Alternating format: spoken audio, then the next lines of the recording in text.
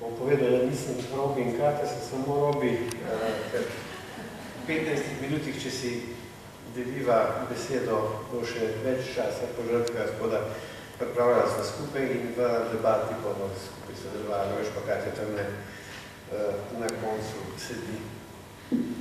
Ja, začel bi pravzaprav z eno idejo, da šola pravzaprav ni ravno dober primer demokratične institucije in tudi vzgojna situacija ni ravno optimalni primer dialoškosti. Zakaj?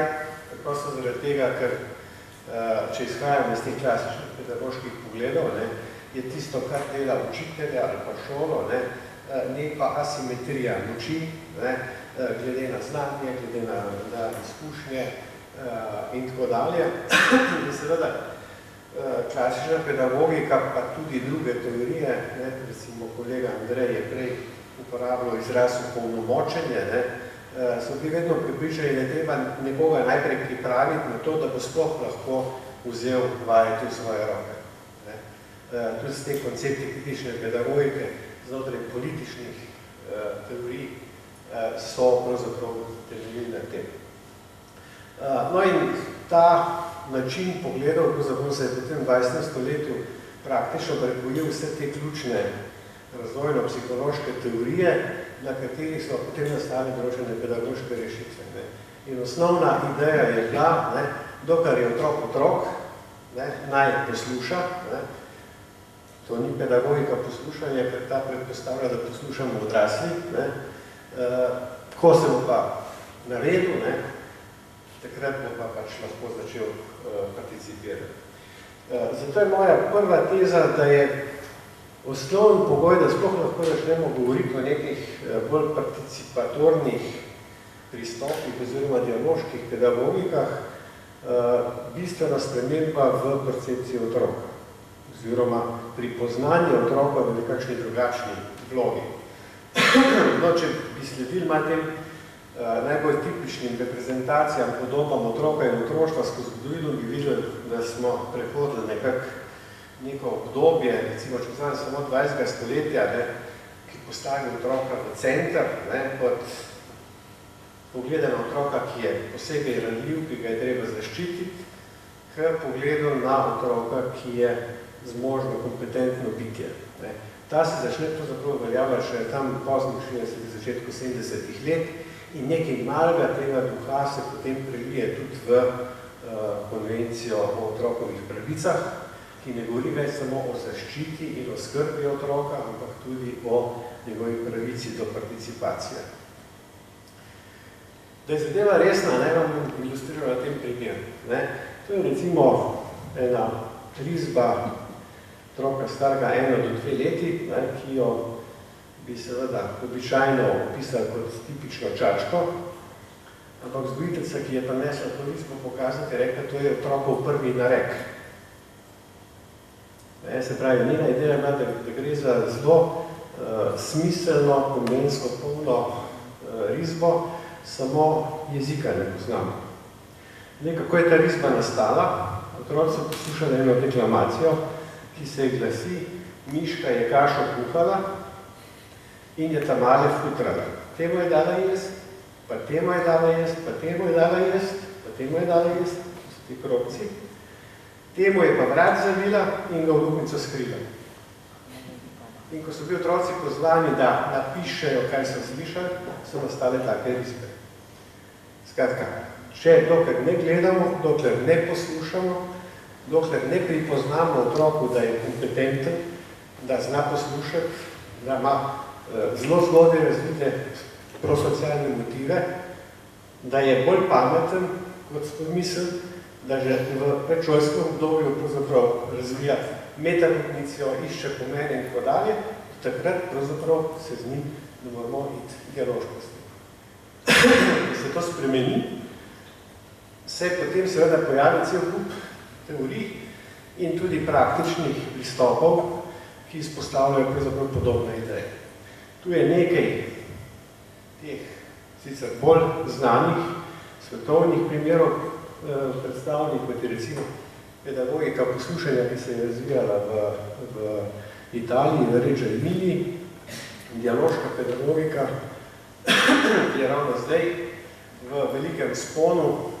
Zdaj, če vgooglate to sintagmo v angleščini, boste naleteli tudi eno izjemno dobro mednarodno revijo, ki objavlja te prispevke. No, ampak jaz bi vam danes zelo na hitro predstavil, pravzaprav pa tisto, kar je pri nas nastajalo na to temo, na podobnih osnovah. To je oblikovanje celovitega induktivnega pristopa. Del tega seveda je tudi drugačen način discipliniranja, način, ki je pravzaprav zelo podoben procesom, ki potekajo tudi znotraj mediacije, in pa če počas, mogoče še namig, zakaj smo znotraj tega pristopa veliko delali z umetnostjo. Ko govorimo o induktivnem pristopu, govorimo o pogledu na vzgojo, ki je na glavo obrnjen. Vzgoja ni več, če razumemo vzgojo po tistem možnem pomenu kot spodbujanje moralnega razvoja, vzgoja ni upeljevanje otroka v neko strukturo, v neka pravila, norme družbe, ki so deduktivno naprej postavljena, ampak pravzaprav gre za drugačen pristop, ko otroka za spodbujanje dostopa v različne smiselne odnose in z opozarjanjem na to, da so ti odnosi lahko ali spoštljivi ali nespoštljivi ali pa celo agresivni, da postopoma pravzaprav pri njemu razvijamo to sposobnost, da glede na posledice svojega ravnanja ocenjuje pravzaprav vrednost svojega vedenja. In za tako aktivno vlogo je otrok sposoben že na neki najbolj elementarni ravni že v prvem letu starosti. Vsekakor pa pravzaprav od začetka njegovega vključevanja v vrtec. Seveda, da bi stvar bila prepričljiva, smo morali spostaviti celo pravzaprav neko teoretsko podlago za razumevanje, kaj so tiste osnovne osebnostne zmožnosti, ki omogočajo takšno držo. Postaviti je bilo treba na novo, pravzaprav tudi vlogo pedagoga, učitelja in pa specifične metodične rešitve. Jaz vam zato, ker je malo časa povedal samo pravzaprav bistvene ideje, ostalo pa si potem lahko sami še preberete. Zdaj, to je osnovna struktura pravzaprav razumevanja vzgojnega procesa v indukciji. Izhodišna ideja je, da je odgovornost pravzaprav odgovora zmožnost.